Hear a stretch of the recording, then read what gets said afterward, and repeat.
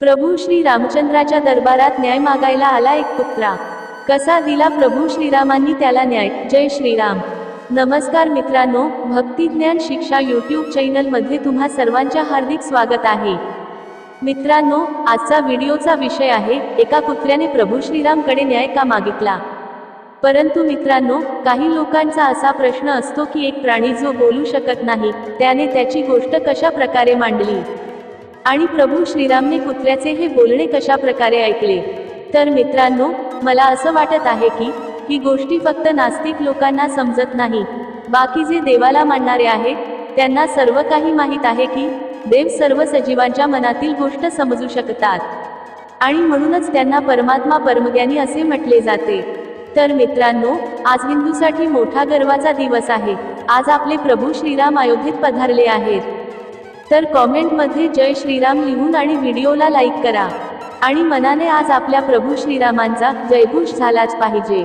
मित्रांनो, या कथेमध्ये आपण जाणून घेणार आहोत की कोणत्या कर्म करणाऱ्याला कुत्र्याच्या योनीमध्ये जन्म मिळतो. एकदा प्रभू श्रीराम त्यांच्या दरबारात बसले होते तेव्हा त्यांनी एक कुत्र्याच्या रडण्याचा आवाज ऐकले. अशा प्रकारे जेव्हा तो कुत्रा सतत 3 दिवस प्रभू श्रीरामांच्या दरबाराच्या दारावर रडत बसायचा तेव्हा प्रभू श्रीराम यांनी विचार केला की हा श्वान मागचे 3 दिवस माझ्या दरबाराच्या द्वारावर बसून रडत आहे. मला ही गोष्ट जाणून घेणे अत्यंत गरजेचे आहे की हा कुत्रा का रडत आहे. त्यामुळे प्रभू श्रीरामांनी कुत्र्याला दरबारात बोलवण्यासाठी दूतांना पाठवले. परंतु त्या कुत्र्याने दूतांना स्पष्ट शब्दात सांगितले, हे दूत, मला पापयोनीमध्ये जन्म मिळाला आहे आणि म्हणूनच मी प्रभू श्रीरामांच्या दरबारात जाऊ शकत नाही. मला काही स्थान वर्जित केले गेले आहेत, जसं की एखाद्या मंदिरात, यज्ञशाला, हवनगृह, तुळशीचे उद्यान, एखाद्या सभेमध्ये किंवा मठांमध्ये, गोशाळांमध्ये, स्वयंपाकघर, तीर्थस्थळ अशा ठिकाणी मी जाण्यायोग्य नाही. तुम्ही जाऊन प्रभू श्रीरामांना सांगा की तुम्ही स्वतः येऊन माझ्याजवळ माझी पीडा ऐकून घ्या. सज्जनांनो, कुत्र्यांनी असं सांगितलं तसं दूतांनी प्रभू श्रीरामांना कुत्र्याच्या सर्व म्हणणं सांगितले. दूतांचा म्हणणे ऐकून प्रभू श्रीरामचंद्र कुत्र्याजवळ पोहोचले आणि त्याला त्यांच्या रडण्याचे कारण विचारले. कुत्र म्हणाला, हे प्रभू, तुम्ही माझ्यासाठी खूप कष्ट घेतले आहेत, जे तुम्ही स्वतः चालून माझ्याजवळ आले आहेत. हे महाराज, मी तुमच्याजवळ न्याय मागण्यासाठी आलो आहे. मी असं ऐकले आहे की तुम्ही कोणासोबतही भेदभाव करत नाही आणि म्हणूनच मी एक विशुद्ध प्राणी तुमच्याजवळ तुमच्या दरबाराजवळ आलो आहे. मी कोणताही अपराध केला नाही आणि तरीसुद्धा एक संन्यासाने मला दगडाने मारले आहे, ज्यामुळे माझा पाय तुटला आहे. मला चालताना खूप कष्ट होत आहे. तुम्हाला तर माहीतच आहे की मला सर्वात खालच्या योनीमध्ये जन्म मिळाला आहे. दुनिया सतत आमचा तिरस्कार करत असते. कोणीही आम्हाला मारत असतो. आम्ही मनुष्यासारखं स्वतः कमवून स्वतःचे पोट भरू शकत नाही. आम्हाला तर कोणी त्यांचे उष्टे अन्न खायला देतो. आम्ही तेच उष्टे अन्न खाऊन आमचा पोट भरत असतो. काही निर्दयी लोक आम्हाला खायला उष्टे अन्न सुद्धा देत नाहीत.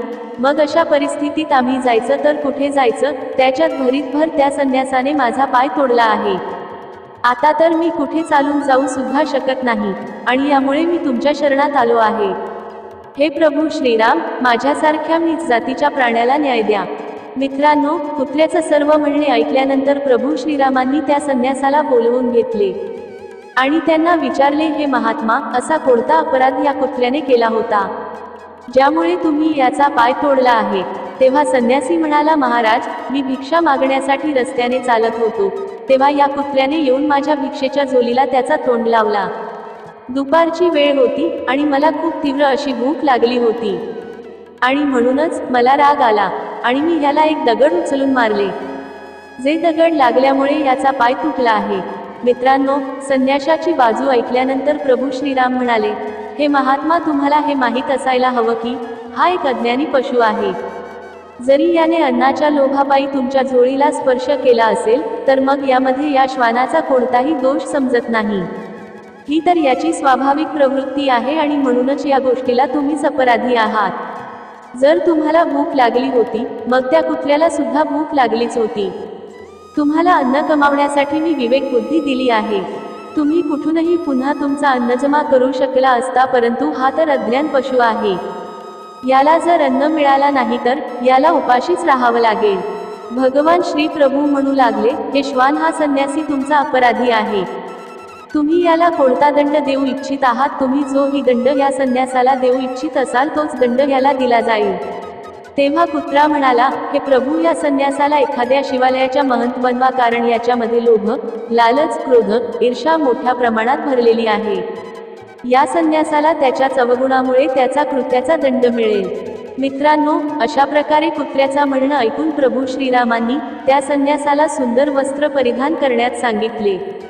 फूलमाला आणि चंदन लावून त्याला सुशोभित करण्यात आले आणि एक पालखीमध्ये बसवून वेगवेगळ्या प्रकारचे वाद्य वाजवत एका शिवालयात त्याला घेऊन गेले आणि त्या शिवालयाचा त्याला महंत बनवण्यात आले.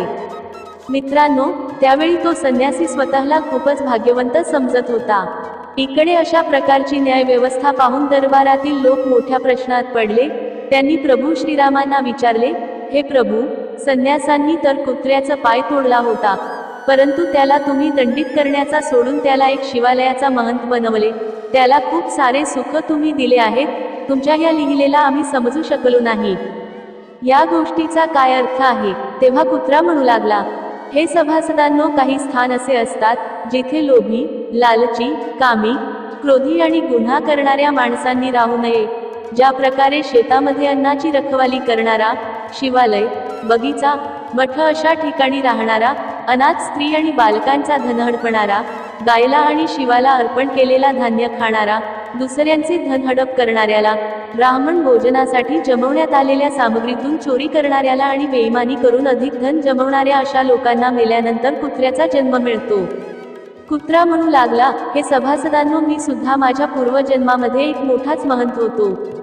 लोभी, लालची स्वभावामुळे मी मठावर येणाऱ्या धनाला पुण्यकामामध्ये न लावता स्वतः त्याचा उपभोग घेऊ लागलो आणि म्हणूनच मी कुत्र्याच्या योनीमध्ये जन्म घेतला आहे. मित्रांनो, याचा अर्थ असा नाही की प्रत्येक शिवालयाच्या महंताला कुत्र्याच्या योनीमध्ये जन्म घ्यावा लागतो. जे महंत इमानदारीने मठाची सेवा करतात आणि त्या मठांमध्ये येणाऱ्या धनाला असहाय्य लोकांची मदत करण्यात, पूजा पाठ करण्यात लावतात, असे महंत देवाच्या जवळ जाऊन देवाचे सेवक बनतात. कर्माचा फळ हे खूप वेगळं आहे. कुत्र्याने त्याचा पूर्वजन्मामध्ये केलेल्या पापामुळे त्याला पुढच्या जन्मात कुत्र्याचा जन्म मिळाला. अशा प्रकारे तो कुत्रा असूनही मुक्त झाला आणि तो संन्यासी असूनही पुढच्या जन्मात कुत्र्याचा जन्म घेण्यासाठी पात्र झाला. मित्रांनो, प्रभू श्रीरामांचा न्याय तुम्हाला आवडला असेल तर कमेंटमध्ये जय श्रीराम लिहायला विसरू नका. व्हिडिओला लाईक करून चॅनलला सबस्क्राईब करून घ्या. सोबत ही बेल आयकॉन ही दावा, असे छान छान व्हिडिओचे नोटिफिकेशन तुमच्यापर्यंत पोहोचेल. व्हिडिओ पूर्ण ऐकल्याबद्दल मनापासून धन्यवाद. जय श्रीराम.